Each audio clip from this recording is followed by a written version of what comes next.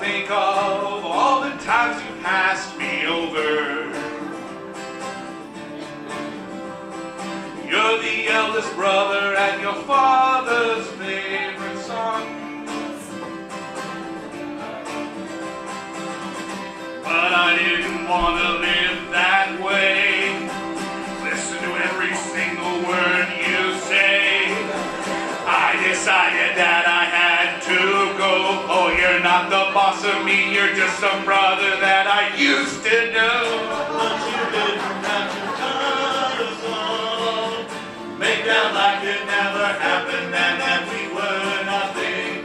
That the end we need your love. But you treat us like we're strangers and it feels so rough. Some brother, yes, you thought that you could just come home. That I used to have a father pull your record and embrace you. Some brother, yes, I can't forget you though. Now you're just some brother that I used to know. Now you're just some brother that I used to know. Now you're just some brother that I used to know.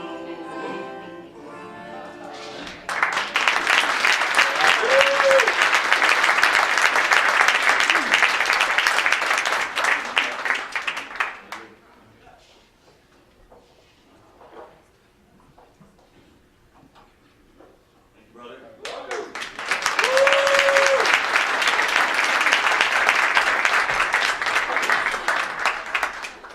One more time for Cliff Addicts, ladies and gentlemen.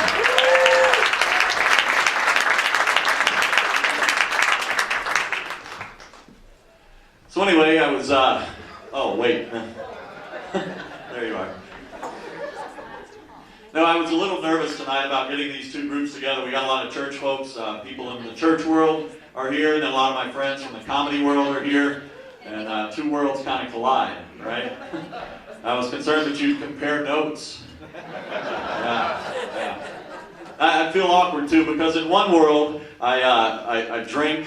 You know, I'm not ashamed to admit I drink. Sometimes maybe have a little too much, and every now and then I've been known to flirt a little bit with the women, just a little, and you know, I curse like a sailor. Yeah. It's true. And then in the other world, I perform stand-up comedy.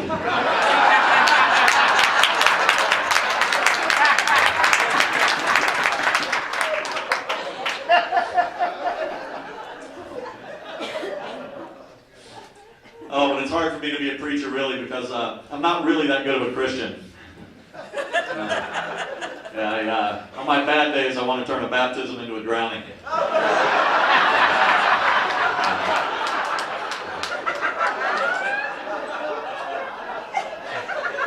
And it's a good thing we sprinkle and we don't immerse, that's all I'm saying.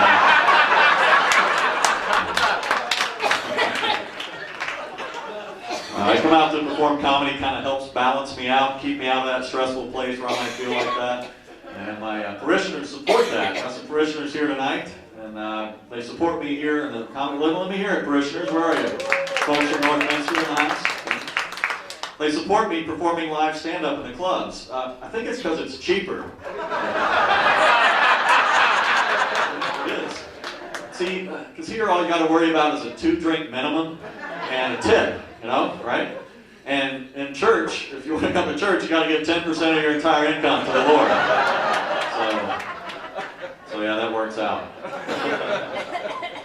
So Dwight, what you're telling us then is supporting live comedy, especially at Wiley's Comedy Nightclub, is close to the heart of God? Yes, I am saying that. Yes, that's what I'm saying. Hashtag pandering. That's the Church of the Holy hashtag, by the way. You're allowed to use that. That's how cool I am, I hashtag live conversation. It's because I'm 41 years old and I don't quite get the Twitter. A little off. I'm at Preacher Comic if you want to follow me. But I did have to learn the texting lingo.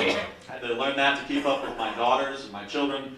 I was surprised when I found out how much of that is faith-based You know, I couldn't believe it. I mean, OMFG. It's really touching. Oh my Father God.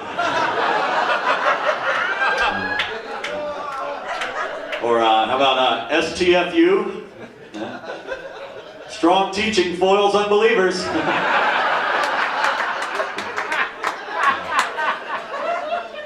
Or LMFAO. That's another good one. LMFAO, right? Living my faith always overcomes. Had a young man the other day texted me and said, Pastor Dwight, I've decided to give my life to Christ, and I'm following the way of Jesus. And I was like, cool. And I was like, well, WTF, young man?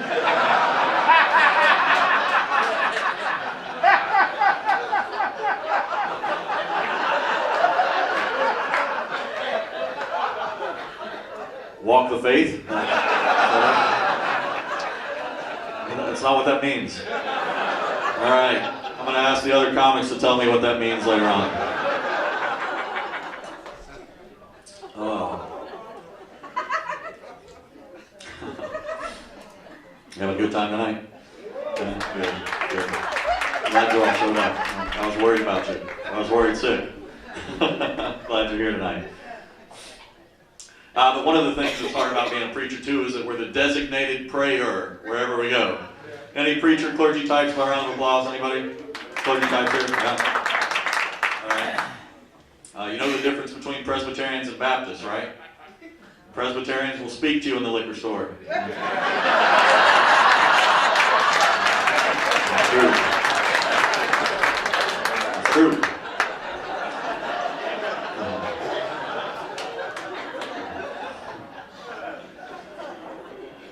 But being a Presbyterian minister, being any kind of clergy type, you're always the designated prayer. You always get asked to pray before meals, before any sporting event, things like that. And I guess I thought, well, maybe it's not that bad. At least we're not asked to perform other pastoral functions before, like an NFL game, for instance.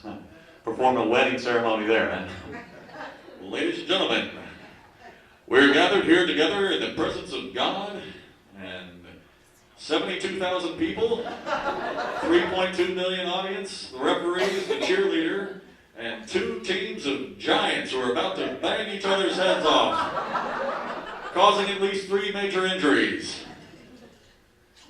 To join this man and this woman in holy matrimony.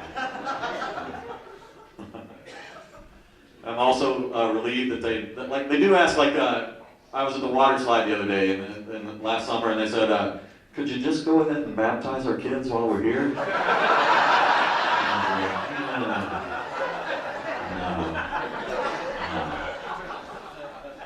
You can't do that because last summer the Goldsteins got really mad.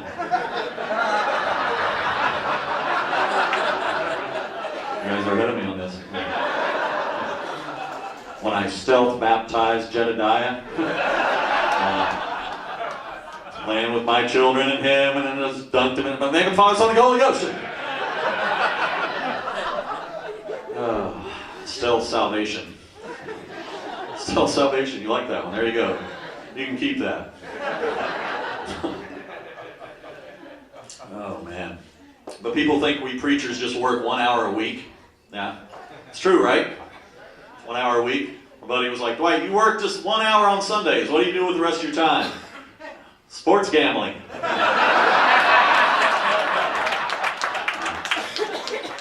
Yeah, I'd like to put $100 on the team that the Lord wants to win. Duh, the Saints. No, he won't bet on the Colts. Last time he rode into town on a Colt, he had a really bad day at the end of the record.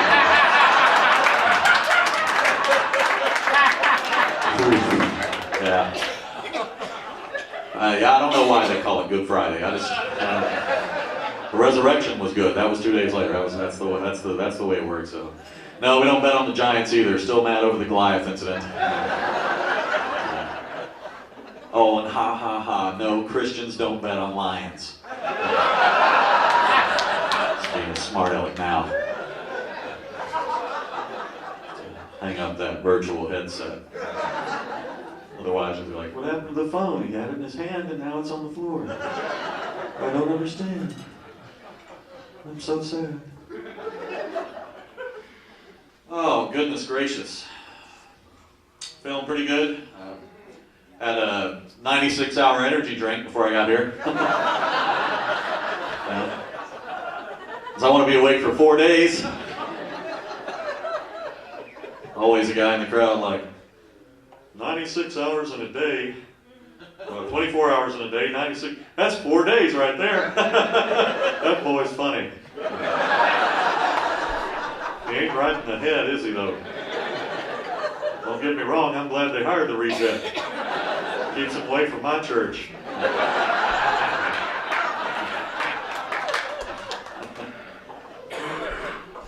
Yeah, 96 hours because 5 hours is just not enough. And I thought that was extreme, but the other day I saw one in Walmart.